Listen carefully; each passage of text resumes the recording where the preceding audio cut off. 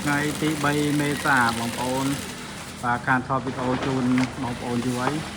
បាទសម្រាប់កន្លែងតង់របស់យើងគឺចេញរាល់ថ្ងៃចម្លងបាទហើយនេះគឺជាប្រភេទតង់ខ្មៅ UV ដែលបងក៏កំងយកទៅក្រាលបាទស្រះហើយនឹងប្រភេទតង់ដែលគាត់យកទៅក្រាលដើម្បីចិញ្ចឹមអ៊ីតុងហើយនឹងប្រភេទចកសូឡាបាទគឺបងខ្លះក៏យកបាំងអញ្ចឹងណា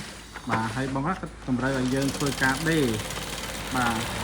ដេរហើយបងខ្លះក៏តម្រូវឲ្យយើងអ៊ុតបាទសម្រាប់កន្លែងរបស់យើងគឺយើងដាក់ខ្សែបានធំល្អបាទមុំល្អសម្រាប់បងប្អូនយកទៅប្រើការគឺដឹងជាប់បានគង់វងយូរវែង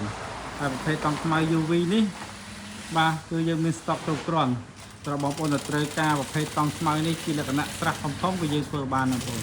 បាទមួយយ៉ាងនេះគឺយើងធ្វើចេញធំមែនទែនរហូតដល់ខ្សែ50 ម៉ែត្រដូចមានណាបងបាទ